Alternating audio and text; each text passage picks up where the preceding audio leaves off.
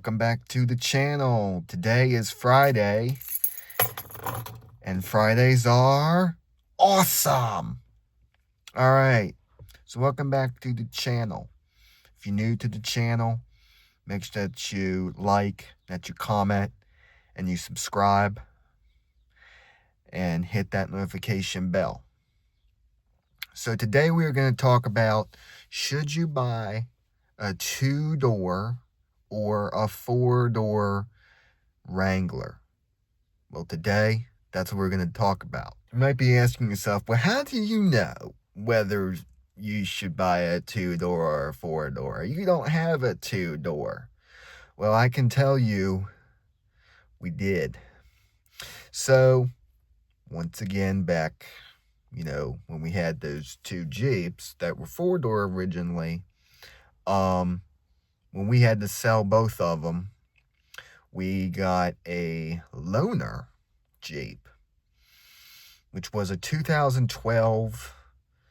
It was a 2012 Jeep Wrangler, and it was a 2-door. And so let me tell you the story about why we got that real quickly. So we sold both of the Jeeps. Supposedly what happened was the 2012 one, that was a 4-door, we were selling initially. Well, then the guy that was looking at the 2012 one saw the 2014 one and wanted that one. So he went and bought the 2014 one. And so he had given us a loaner Jeep for the time being, and sure enough, that's what we had.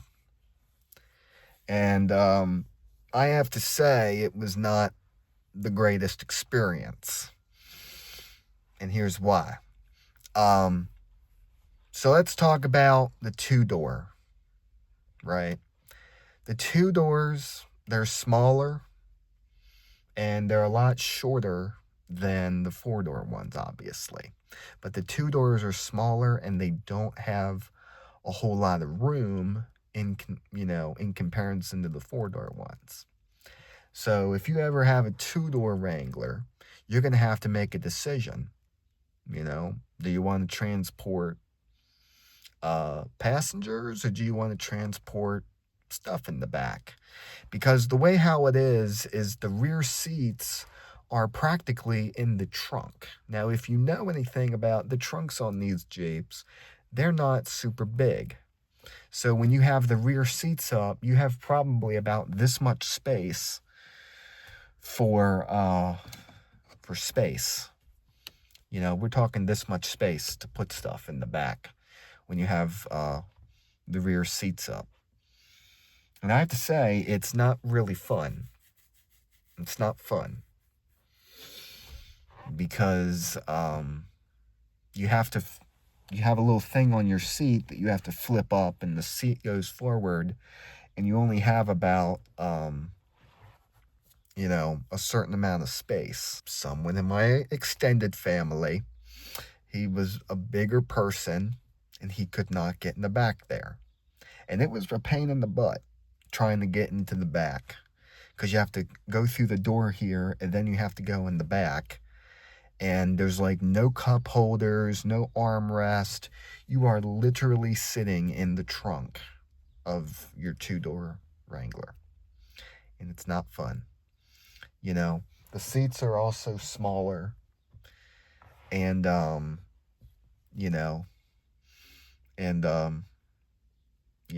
there are people that were laughing because he would rock from side to side, going over them bumps, and he would just rock from side to side. And he was like, after my mom got the car back, he was like, oh yeah, I can't ride in Jeeps because it's too much of this. And I have to agree, it is too much of that, because you have to understand, these are designed for off-roading. So as you're driving and you run over a bunch of bumps in the road, it's going to feel like you're off-roading. because the way that the Jeeps are designed is there's an axle it's not connected to the frame. So as you're going over bumps, it's designed so one tire can be up higher and the other can be lower. And that's why it's very bumpy and rocky when you're driving one of these. And as you can, I'm not moving very much, and this is rocking from side to side. Now, let me tell you, I looked at the suspension. The suspension looks to be okay, because remember, we got them aftermarket suspension shock absorber things, but then the original suspension has a lot of surface rust on it, so I don't know what the deal is with that. But I can tell you there's a lot of rocking. It rocks from side to side and, bounces a lot. So that's something that you are going to have to expect when you are in one of these. So the two-door Jeeps don't have a whole lot of room in the back, as I said. Now, unfortunately, with the two-door one we had, the rear seats wouldn't fold down because the mechanism was broken. And the thing is with these older cars is it's like with mine, I found out that I need to get a light replaced on it. Well, I can't even get the bulb out because I don't know if I don't have enough strength or what, but couldn't get the bulb out. It's one of those things where something is supposed to work, but it's so aged it doesn't work properly. You can't replace it, you know what I mean, because it's been rusted out and everything. So it's kind of a pain when you have to think about it. But anyway, I mean, in regards to the whole issue with that, I mean, I'm gonna have to just have the mechanics do it because can't get it out. And the same thing goes with the rear wiper back there. The rear wiper needs to be replaced. And I can't get the rear wiper to pop out. Now, I could try, but I'm telling you, I cannot get that rear wiper to pop out. Like, I've tried everything. I don't know if I don't have the strength to do it, but I just can't get the rear wiper to pop out so I can replace it. Because it needs replaced back there. It's completely stripped. So yeah, so that's going to end up having to be replaced. Now, I almost bought a two-door version when I was originally looking for Jeeps. That's what I was originally going to get because I just needed something a little bit more smaller. I didn't really need something big, because I was driving the minivan, Plymouth Voyager, that was long and all that. I just wanted to get a smaller car. Well, I looked at the two-door one and they had these aftermarket fender flares that made it look like the tires were smaller. And I don't like that look.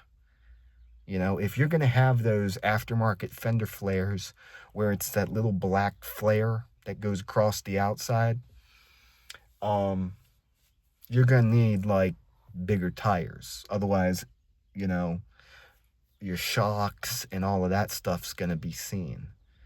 And on this, you can still see them. These are not no-see-ums. Just kidding. But anyway, yeah, so you can still see the shocks, but, it is what it is, It is what it is. But yeah, you can still see, all that stuff's going to be exposed. And, you're going to need bigger tires if you're going to put that on. Now, I'm not going to put that on this because this is not really going to be used for off-roading, even though it's intended for off-roading. It is what it is. There's nothing I can do about it. Because unless I'm going to make this an off-roading only Jeep, I'd have to buy a second car. Pretty much. Because this would not be able to be driven on the roads very much.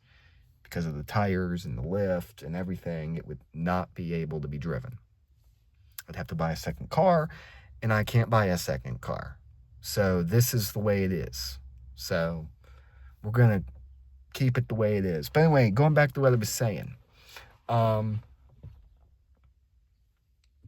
You know, I didn't like them, so I didn't buy it. And then also the bumper in the back had rust on it. Yeah. So anyway, so that one ended up getting sold, but it was a 2-door version, and I think it was newer. Now, for this model year, there is a 2-door version, and it's worse than the second generation JK. And here's why. If you have the 2-door version, and let me show you. So right here in the middle here, if you have the 2-door version, this would just be a big empty space for the newer ones. With this, you don't even have that in the 2008 2-doors. This is just all completely blank.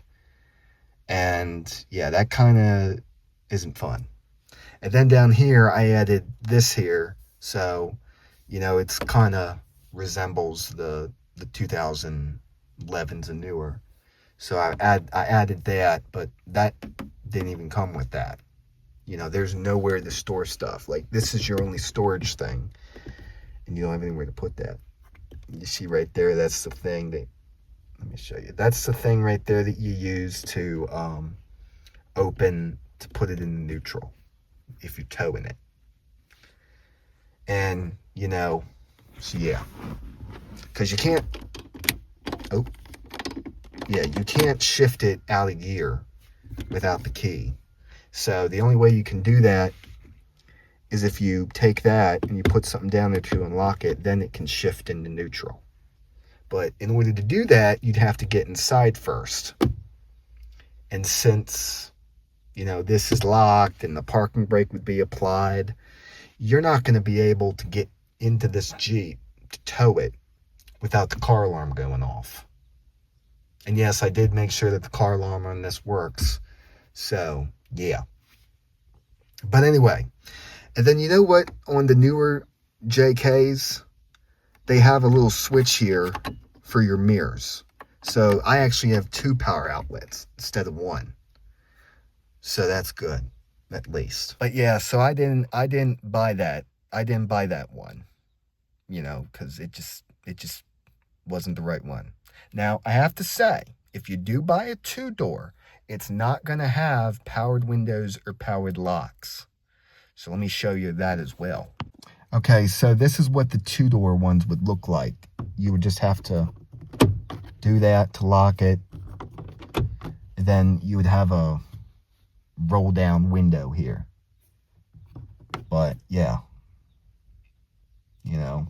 And what my mom always does, she always hits this button when she rolls down the window. I'm like, Mom, the button's right here. You know, I'm like, seriously? Really? Now in the Bronco, your window switches are here rather than up here. But oh well. So yeah, so that's the you know, the two-door version explanation. If you ever bought a 2-door version Wrangler. So yeah, so that pretty much sums it all up. Now let me be clear. You got your hard top. To open up the hard top, you have to take off this and all this for your top. But anyway, we need to go inside. But in the back seats here, there's not a whole lot of room, and the doors are not very open, but there is a lot more room. And a little bit more room in the 4 doors. So best keep that in mind.